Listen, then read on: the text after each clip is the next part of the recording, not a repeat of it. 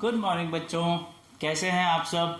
बच्चों आज हम इस चैप्टर का आखिरी सेशन डिस्कस करने जा रहे हैं। आखिरी टॉपिक आज हम डिस्कस करेंगे, देन हमारा जो चैप्टर है physical and chemical change complete हो जाएगा। ठीक है बच्चों, ऐसे तो कंप्लीट हो चुका है बट हम कुछ एक्स्ट्रा चीज पढ़ रहे हैं जो आपके सिलेबस में नहीं है पर एक्स्ट्रा है, काम की चीज है। क्योंकि हमने पहले ही टाइप्स ऑफ क्लासेस चेंजेस में पढ़ा था कि चेंजेस बहुत सारे टाइप के होते हैं, तो हम उन्हीं चेंजेस के बारे में आज डिस्कस कर रहे हैं। कुछ के बारे में हम कर चुके हैं एंड दो चेंजेस आज हम पढ़ेंगे, चैप्टर हमारा खत्म। ठीक है, चलो तो आज हम डिस्कस करने वाले हैं पीरियोडिक और नॉन पीरियोडिक चेंज के बारे में।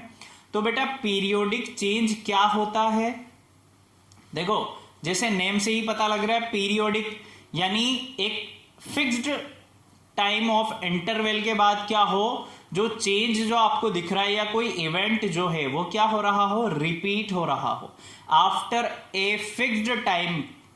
ठीक है, एक फिक्स टाइम ऑफ इंटरवल के बाद जो चेंज है या जो इवेंट है वो क्या हो, रिपीट हो, रिपीटेशन हो उसमें, तो ऐसे चेंज को हम बोलेंगे पीरियोडिक चेंज। क्या बोलेंगे, पीरियोडिक चेंज। फॉर एग्जाम्पल अगर हम बात करें कि रिवॉल्यूशन ऑफ अर्थ रिवॉल्व करता है बेटा, ठीक है, 24 आवर्स में एक चक्कर पूरा करता है अपना।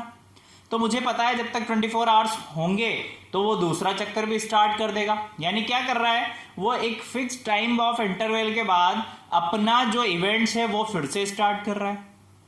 बात समझ में आ रही है। मुझे पता है कि जब तक सूरज दिख रहा है क्या है, दिन है हमारे पास, जैसे ही सूरज डूबेगा रात स्टार्ट हो जाएगी। तो मुझे पता है, मैं प्रेडिक्शन लगा सकता हूं कि कब अकर होगा, रिपीटेशन कब अकर होगा। तो ऐसे चेंज को हम बोलेंगे पीरियोडिक चेंज। और नॉन पीरियोडिक किसे बोलेंगे बेटा, जिसका हम प्रेडिक्शन नहीं लगा सकते हैं। समथिंग लाइक अर्थक्वेक आज आया, भगवान नहीं करे ऐसा हो, बट एग्जाम्पल के तौर पे बता रहा हूं कि आज अर्थक्वेक आया है, तो मैं यूं नहीं कहूंगा कि आज से 2 साल बाद आएगा, हो सकता है कल फिर आ जाए।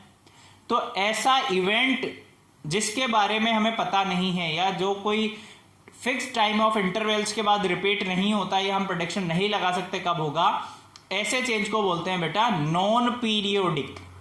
बात समझ में आ रही है। तो आइए डेफिनेशन लिखते हैं दोनों की। फर्स्ट हम डेफिनेशन लिखेंगे बेटा पीरियोडिक चेंज की, देन हम लिखेंगे non periodic change, periodic changes. ठीक है, तो डेफिनेशन लिखते हैं। क्या है definition,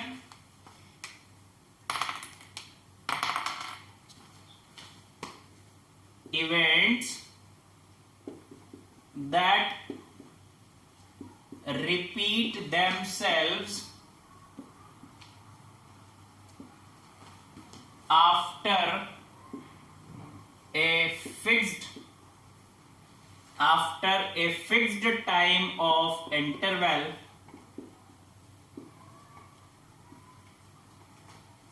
repeat themselves after a fixed time of interval, या फिर ऐसा लिख लो after a fixed period of time, after a fixed period of time लिख लेते हैं ना, period of time and and है बेटा, एंड whose occurrence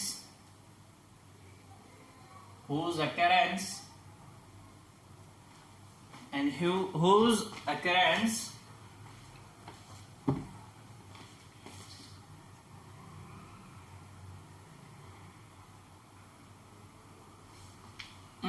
डबल बार लिखाई में आ गया,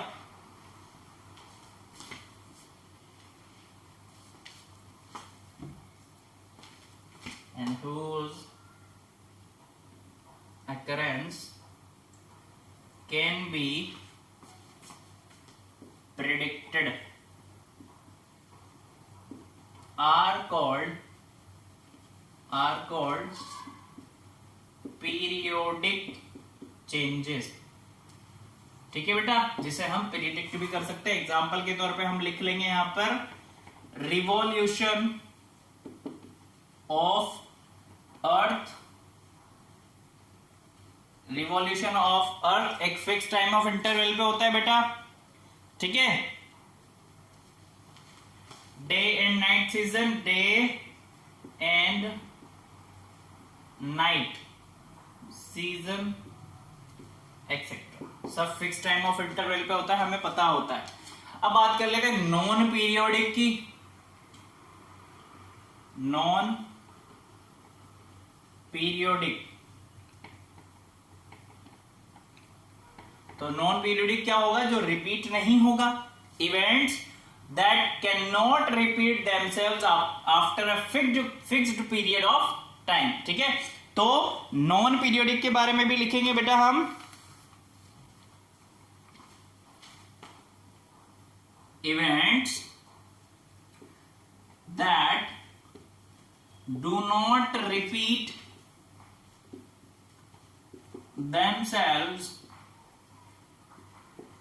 after a fixed period of time,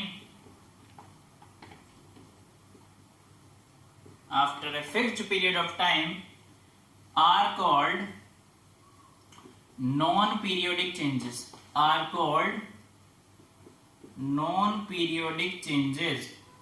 clear है बेटा? इसके एग्जाम्पल की अगर हम बात करें तो natural disaster, natural disasters like earthquake etcetera. ठीक है, चलो बात समझ में आ गई बेटा। अब नेक्स्ट चेंज हम देखते हैं, ये फिक्स्ड है भाई, गलती मत कर देना। चलो नेक्स्ट चेंज देखते हैं बेटा, वो है हमारा exothermic and endothermic changes. Exothermic and endothermic changes. तो बेटा एक्सोथर्मिक चेंज कौन सा चेंज होता है? ऐसा चेंज जिसमें हीट क्या हो, बाहर इवॉल्व हो जाए, बाहर निकल जाए। जब हीट बाहर निकलेगी तो बाहर के टेम्परेचर को बढ़ा देगी। तो हम ये भी बोल सकते हैं ऐसा चेंज जिसमें हीट सराउंडिंग के टेम्परेचर को इंक्रीज कर दे, तो ऐसे चेंज को बोलते हैं बेटा एक्सोथर्मिक। ठीक है, और एंडोथर्मिक किसे बोलेंगे? ऐसा चेंज जिसमें हीट एब्जॉर्ब की जाती है, यानी बाहर से अंदर जाती है, तो बाहर के टेम्परेचर को क्या करेगी? कम करेगी, बाहर से अंदर जा रही है। ठीक है, तो ऐसे चेंज को हम बोलेंगे एंडोथर्मिक चेंज। ठीक है, चलो इसके बारे में भी लिख लेते हैं हम, एक्सोथर्मिक एंडोथर्मिक दोनों के बारे में। आप ये नोट करो जब तक मैं लिखता हूं।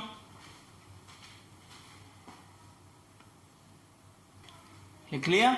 चलो अब ये देखते हैं बेटा एक्सोथर्मिक क्या होगा। फर्स्ट एक्सोथर्मिक लिख रहे हैं हम, ए change in which heat is given out is called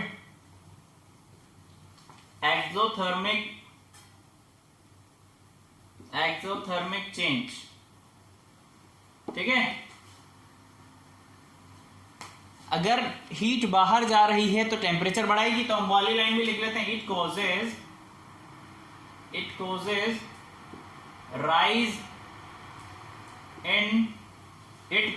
rise in temperature. क्या बढ़ाएगी बेटा? टेम्परेचर बढ़ाएगी बाहर जाकर, राइज इन टेम्परेचर। एग्जाम्पल की अगर बात करें बेटा तो रेस्पिरेशन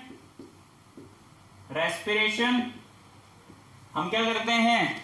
ऑक्सीजन लेते हैं, कार्बन डाइऑक्साइड बाहर देते हैं, हीट इवॉल्व हो रही है। देखो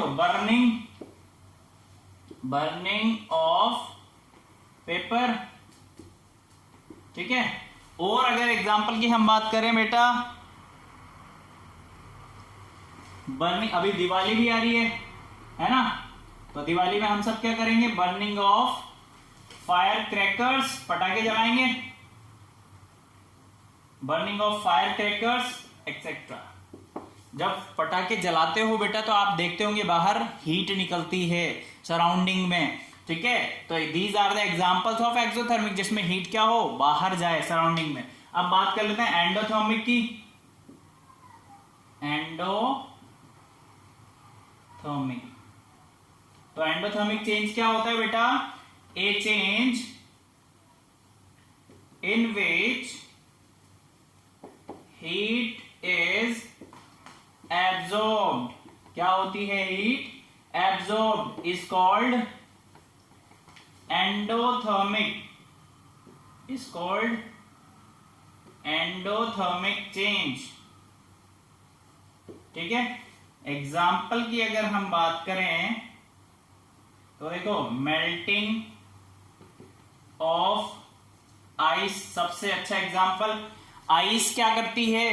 हीट लेती है सराउंडिंग से, तभी तो वो वाटर में कन्वर्ट होती है। देखा बेटा आपने, आइस ने क्या किया? बाहर से हीट ले ली और मेल्ट हो गई, वाटर बना लिया। तो melting of ice is example of endothermic reaction. ठीक है, और भी रिएक्शंस होती हैं जैसे लाइक N2 प्लस O2 जब आपस में जुड़ते हैं तो क्या बनता है? 2NO। तो इसमें भी ये क्या लेते हैं? हीट अंदर जाती है। ये हीट का साइन है ना, पहले मैं यहां हीट लिख देता हूं, हीट। ठीक है, और नीचे ऐसे बना देता हूं, ये हीट का सिंबल होता है, ट्राइंगल। तो N2 और O2 जब आपस में रिएक्ट करते हैं, हीट लेते हैं और क्या बना लेते हैं? Nitrogen oxide. क्या बनाते हैं बेटा? ठीक है, 2NO बना लेते हैं। मेल्टिंग ऑफ आइस समझ में आ गया आपको? तो यहां पर हमारा चेंजेस जो है चैप्टर वो फिनिश होता है बेटा। अब जब भी हम नेक्स्ट टाइम मिलेंगे हम नया चैप्टर स्टार्ट करेंगे, air around us. Okay, I hope आपको चैप्टर समझ में आया होगा। एक्सरसाइज कीजिए इसकी, जो आपको टेक्स्ट बुक दी गई है वो पूरी सॉल्व कीजिए। कोई डाउट होता है तो मुझसे पूछिए। Okay, thank you so much, keep learning, bye.